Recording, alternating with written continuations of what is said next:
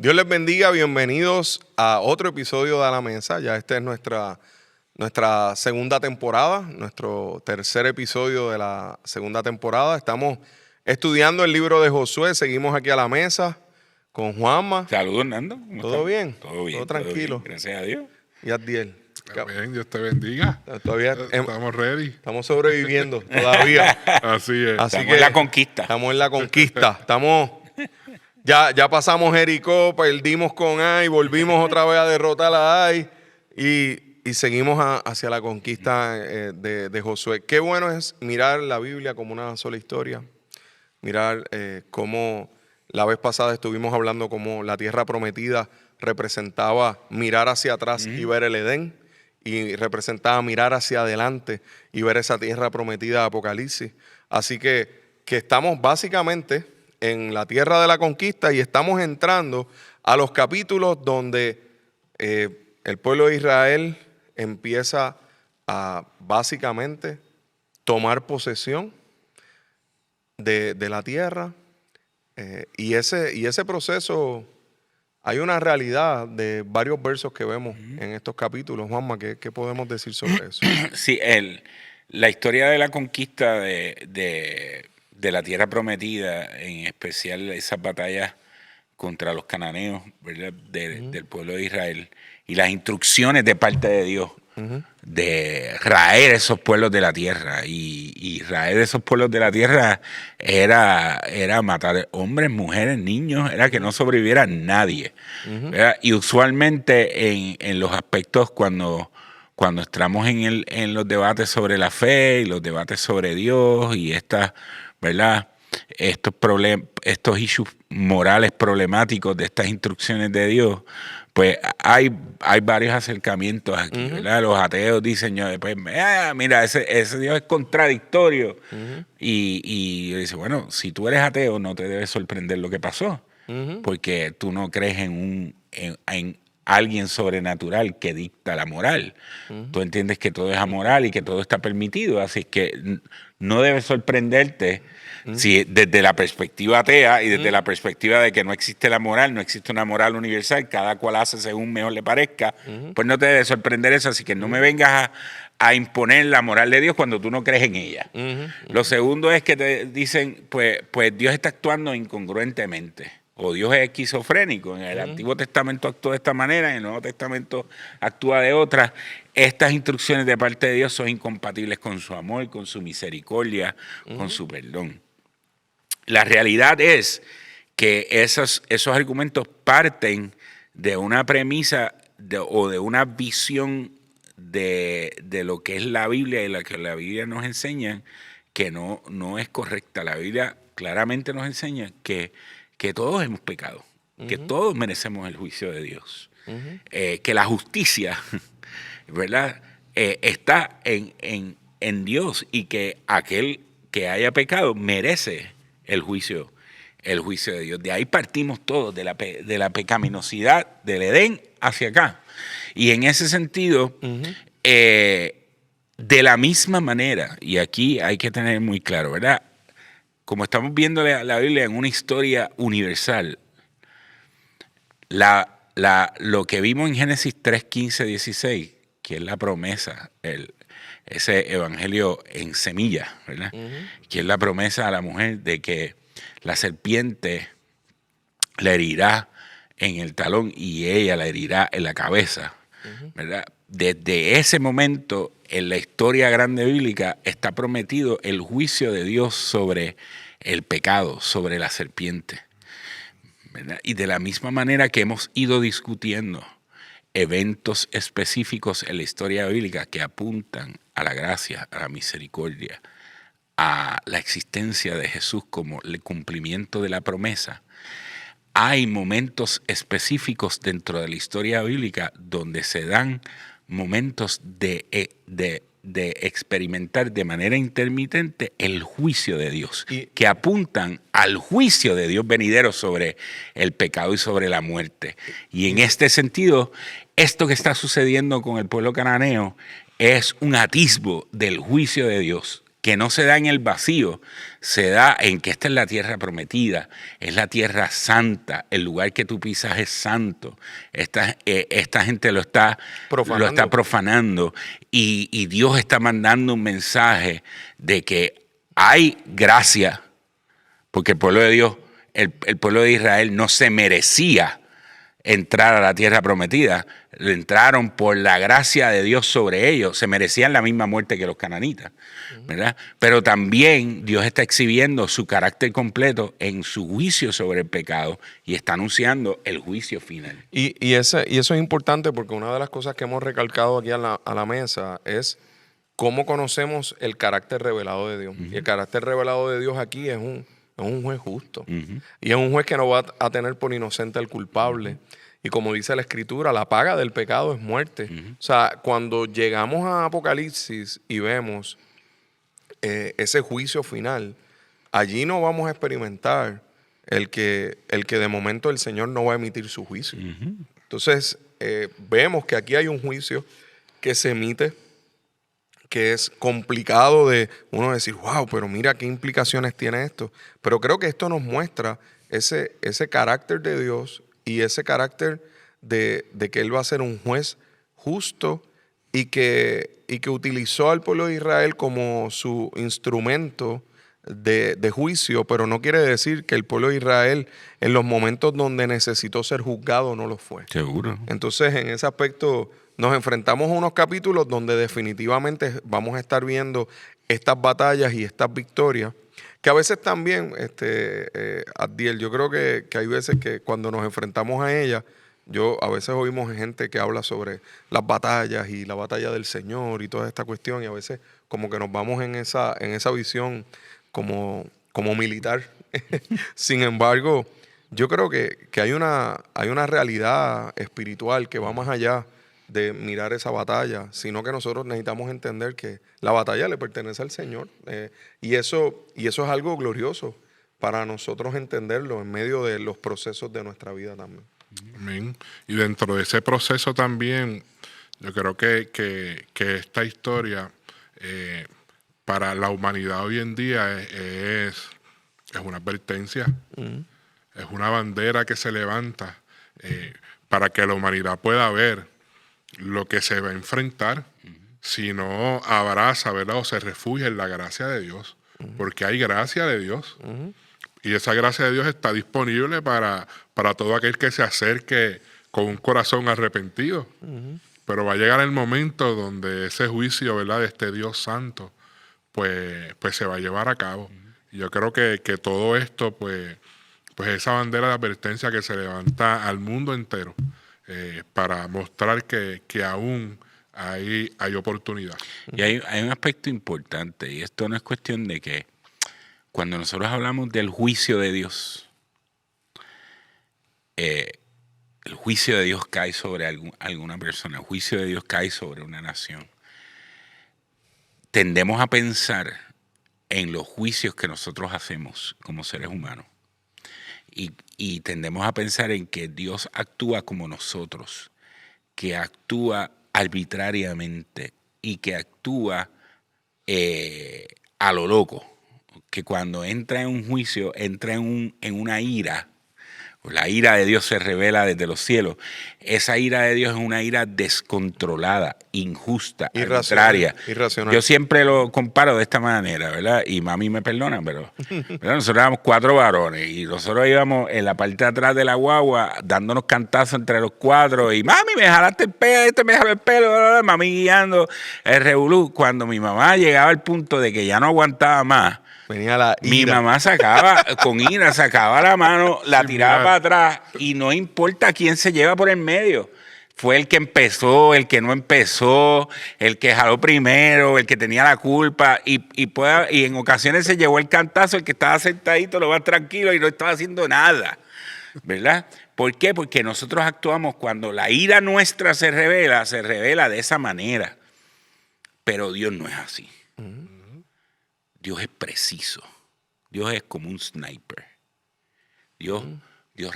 La ira de Dios va donde tiene que ir. No es arbitraria, no es caprichosa, no es a lo loco, no es un barrecampo.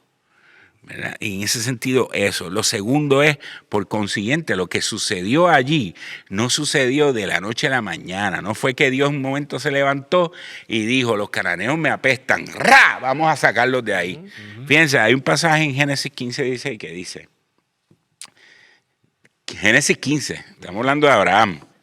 Génesis 15:16 dice, Dios le dijo a Abraham que su descendencia tendrían que ser esclavos en Egipto durante 400 años antes de tomar la posesión de Canaán. Y el pasaje dice, porque la maldad de los amorreos aún no ha llegado a su pleno desarrollo.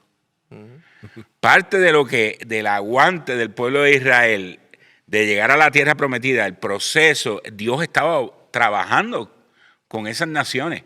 Dios estaba, fíjense que ese juicio de Dios se da en esa tierra prometida. O sea, no es un juicio de Dios que arranca a todo el mundo y todas las naciones eran pecaminosas. No fue un juicio de Dios como en el diluvio, que se salvaron nada más que Noé y su familia, porque fueron los únicos justos que Dios encontró sobre la tierra. En este caso fue un juicio en un entorno geográfico específico, con unas naciones que por lo menos hay pasajes bíblicos que nos dejan ver que Dios venía obrando, esperando a ver qué va a pasar, qué va a pasar. Y la ira de Dios vino en un momento dado a reflejar de nuevo, a apuntar, Dios es un Dios justo, pero Dios es un Dios que revela su justicia. Y cuando vemos eso nos damos cuenta de que no era porque Israel fueran los mejores del planeta, sino porque básicamente Dios estaba mostrándole a esos pueblos su santidad a través de un pueblo que no era pueblo. A través de un pueblo que no tenía identidad y que Dios le dio identidad. O sea, que Dios tomó lo que no era para deshacer lo que era y el orgullo de esa gente y cómo se habían levantado. O sea, que en ese aspecto, eso lo que nos muestra es una línea directa hacia la realidad de que también en este tiempo todavía no había venido Cristo. Entonces nosotros necesitamos mirar hacia Cristo cuando vemos esta historia, porque entonces cuán gloriosa es la gracia de nuestro Dios y la misericordia, que entonces ya no hay un pueblo y ya escogido, Geográfico, étnico. geográfico, sino que ahora es, ¿verdad? Todos nosotros podemos pertenecer a la familia de Dios y ya no es un pueblo contra otro, sino que de ambos pueblos, como dice la palabra, hizo uno. Y entonces, cuando eso ocurre, estamos hablando de un proceso totalmente diferente a lo que estamos viendo aquí. Y a través de Jesucristo, Dios llama a todo el mundo al arrepentimiento y Dios llama a todo el mundo a la reconciliación. Para que huyan de la ira del juicio venidero. Exacto. Eso Entonces, eso es lo que está ahí, ¿no?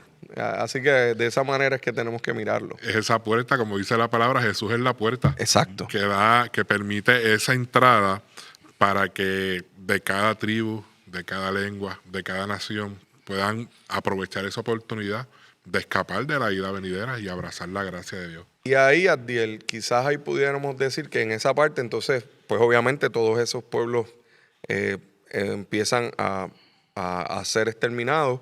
La tierra prometida queda para ser entonces distribuida. Se distribuye equitativamente entre todas las tribus. Pero entonces el capítulo 20 nos habla de unas ciudades de refugio. Y esta parte a mí me resulta bastante interesante porque después que ya está todo repartido, pues entonces, oye, vamos a poner estas ciudades de refugio aquí. Sí, antes de entrar a esa ciudad de refugio, ese hecho de esa repartición de estas tierras me hace pensar en la promesa de Jesús. Amén. Él dijo que iba a preparar morada. Para nosotros. Iba a preparar morada para su pueblo, para nosotros. Hay una morada, hay un lugar preparado por el Señor en el cual nosotros vamos a descansar, en el cual nosotros vamos a disfrutar de esa comunión íntima con Él. Amén. Y, ¿verdad? Y mientras tanto, ¿verdad? Ese refugio, ¿verdad? Que encontramos en Él en este tiempo, como hablabas tú, ¿verdad?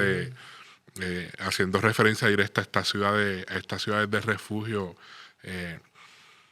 es bien importante el poder visualizar esto, porque era un lugar donde cualquier persona que cometía un crimen, que era hallado culpable, podía tener, ¿verdad?, una cobertura en ese lugar donde no se emitía, ¿verdad?, ese juicio, pero había unos detalles y unas implicaciones bien, ¿verdad?, bien importantes ahí, y era que esa persona que acudía a ese lugar de refugio, pues tenía que quedarse en ese lugar hasta que ese sacerdote muriera. Y eso apunta hacia una figura importantísima, ¿verdad, Nando? Eso Y es así. esa figura es nuestro gran sumo sacerdote Jesús. Y eso es glorioso porque fíjate el pensar que esa persona que está allí huyendo de la venganza de los familiares de a quien esa persona definitivamente mató con la intención o lo que fuera, que el sumo sacerdote era el que al morir declaraba la libertad de esa persona y de la culpa de esa persona. Entonces, qué interesante, ¿verdad? El que Hebreos nos dice que tenemos, porque no tenemos un sumo sacerdote que no pueda compadecerse de nuestras debilidades, sino uno que fue tentado en todo, pero sin pecado. Y ese sumo sacerdote, al morir en la cruz, nos trajo libertad. Así que las ciudades de refugio apuntan hacia un espacio, un lugar donde la misericordia de Dios está cubriéndonos para que se ejecute la libertad a través de la muerte. La Entonces, redención. esa redención gloriosa.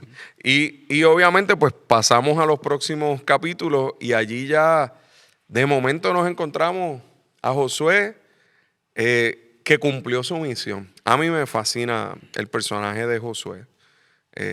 Obviamente, mi primer hijo, pues así se llama, Joshua, ¿verdad? Josué, porque fue uno de los personajes que siempre más me impactó por ser este personaje que estuvo dispuesto a estar bajo Moisés sin esperar convertirse en líder, pero Dios lo llevó a ser líder, que estuvo dispuesto a ser espía, a mantenerse firme, a dirigir toda esta empresa, todo este proceso tan complejo, todos los desafíos, a seguir en obediencia, a vivir en santidad, y de momento llega y está viejo, ya acabó básicamente su carrera, pero no se va en silencio. Le habla al pueblo. Y en esos capítulos 23, 24, ese discurso de Josué sigue retumbando, ¿verdad? Todavía en la iglesia hoy en día. Ese discurso de recuerden lo que Moisés nos dijo, recuerden que nos enseñó a guardar su palabra, recuerden que necesitamos repetir esto a nuestros hijos. Y obviamente, ¿verdad? Pues el famoso verso de mi casa Yo y mi casa yo y mi casa serviremos al Señor. Entonces, repitiendo básicamente el discurso que había hecho Moisés, ¿no?, en el pasado de que escojan bien a quién vas a servir, ¿verdad? Pues yo creo que en ese aspecto nos enfrentamos a un gigante de la fe, pero fue porque obedeció. Entonces, realmente eso por lo menos me impacta Es mucho. interesante porque en los primeros versos del libro se nos dice que Josué debía meditar en la palabra de día y de noche y hacer conforme a todo lo que en la palabra le mandara. Eso está en el primer capítulo. Y ese era el Dios hablándole a Josué, diciéndole cuál debería ser su característica. Que mi palabra... Mira, Salió. aquí Siri quiere estar en la empezó mesa Siri aquí perdone. Me van a regañar de producción. Miren, que lo que debería caracterizar a Josué es que su palabra estuviera con él de día y de noche y que hiciera conforme a ella. Y Josué es de esos personajes de la Biblia que llega al final de sus días y puede decir, he peleado la buena batalla. Amén. He corrido la carrera y la he terminado, ¿verdad? La empecé y la terminé de la misma manera, con la misma consistencia, con el mismo ímpetu. Y lo que definió a Josué fue que su palabra estaba de día y de noche y se dejó guiar por ella. Amén. Y ese es el fruto de la sabiduría de Dios. Amén. Amén. Amén. Y como líder es importante resaltar eso porque es fundamental para un líder vivir de esa manera. Y el detalle de que también el pueblo le dice en algún momento, te vamos a seguir. Pero en Arroyo Bichuela, ponte para tu número. Métete con Dios. Eso está bueno. Métete con Dios. Tú sabes, no falles en eso porque nosotros te vamos a seguir. Y si tú fallas en eso, nos vas a afectar a nosotros. Y ese detalle es importantísimo porque ahí nos enseña la responsabilidad de las congregaciones hoy en día de poder no tan solo orar y cubrir a los líderes y pastores en oración, sino tener ese tipo de diálogo. Mantenernos conscientes de que te estamos siguiendo. Mete mano con Dios. Ponte para tu número. Haz lo que tienes que hacer. Ser responsable con el cumplimiento de tu llamado y de estar sumergido en la presencia del Señor, inmerso en su palabra, meditando día y de noche en la palabra para que puedas guardarla y ponerla en práctica porque te vamos a seguir. De eso dependemos de eso en parte y podemos ver cómo Josué permaneció fiel en esa práctica y cómo en este momento ya al final de su carrera puede enfatizar, no tan solo en que vivió de esa manera, enfatizar al pueblo en que métanse con Dios, manténganse buscando a Dios, no permitan que toda esta idolatría sea parte de ustedes, sino que el Señor sea el único Dios a quien ustedes sirvan y no fallen en eso. Y en ese sentido yo pienso que no hay otro personaje como Josué en las Escrituras. Y por eso refleja ¿verdad? A Cristo tan directamente. Eso iba a decir yo ahora. Porque cumplió su propósito desde el comienzo hasta el final. Hasta el final. Y nos introdujo al pueblo a la tierra prometida. Y así inspiró, lo hace Cristo. Y los inspiró a obedecer. Y cuando vemos el verso 29, que hablábamos, ¿verdad? Ahorita, que, ¿sabes? Que siervo de Dios, dice. 24-29. Sí, 24-29. Dice Josué, hijo de Nun, y siervo del Señor, murió a los 110 años de edad. Termina como comienza, como de la misma manera en como Dios le está hablando a Josué. Mi siervo Moisés ha muerto. Así que nuestra meta es ser siervos de Dios. Amén. Porque básicamente el siervo es aquel que vive en obediencia, que ama la palabra. Dice a mí me fascina el verso 31 que dice que el pueblo de Israel sirvió al Señor durante toda la vida de Josué. Amén. Y de los ancianos que murieron después de él, los cuales habían vivido en persona todo lo que el Señor había hecho por Israel. Que nuestra vida sea una vida que inspire a los demás a vivir para el Señor, a obedecer al Señor, a vivir en santidad. Qué impresionante es que Josué se levanta en un momento de crisis. O sea, si nosotros vemos, luego de haber estudiado el libro de Moisés completo y ver el primer capítulo cuando arranca, tú no pensarías que eso es lo que va a ocurrir en ese libro.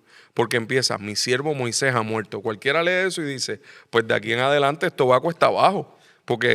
Pero sin embargo, Josué no solamente mantuvo el nivel de lo que Dios le había llamado a Moisés, sino que subió la vara, porque entonces el pueblo alcanzó paz en el lugar de la tierra prometida en el tiempo de su vida. Y esa debe ser, ahora digo yo, nosotros como pastores, como líderes, y aquellos que nos escuchan que están en posiciones de liderato, esa debe ser nuestra expectativa y nuestra oración, que mientras nosotros estemos, el pueblo pueda servir al Señor. No es que nos sirva a nosotros, es que pueda servir al Señor porque nosotros estamos sirviendo al Señor. Y entonces vemos el testimonio, el fruto de lo que es cumplir el propósito de Dios de esforzarnos y ser valientes. Amén. Y confiar que Él está con nosotros. Exacto. Bueno, creo que otro episodio más, ahora digo yo. Este episodio ha terminado. y hemos terminado el libro de Josué, un libro precioso para leer, para usted escudriñar. Le invitamos a que escudriñe la Escritura. Le invitamos a que usted, ¿verdad? Estos videos que nosotros hacemos, este tiempo de la mesa, usted sabe que no necesariamente vamos verso por verso, porque nuestra idea es que usted tenga un contexto y que usted pueda disfrutarse la lectura a profundidad. Le queremos inspirar a eso, le queremos inspirar a que usted se meta en la palabra y pueda disfrutarlo. Así que gracias, Pastor Abdiel, gracias, Pastor Juanma, por este tiempo. Amén. Y ahora léanse los jueces. Jueces. Los jueces son historias chéveres, Los jueces, interesantes. Los jueces vamos a encontrar unos personajes bastante interesantes. Así que Amén. que el Señor les bendiga, el Señor les guarde. Por favor, suscríbase a nuestra página de YouTube. Puede entrar a nuestra aplicación y bajarla de Catacumba 9. Le invitamos a que pueda estar con nosotros en la iglesia y en todos estos proyectos que hacemos. Que el Señor les bendiga, el Señor les guarde y nos vemos en el próximo A la Mesa.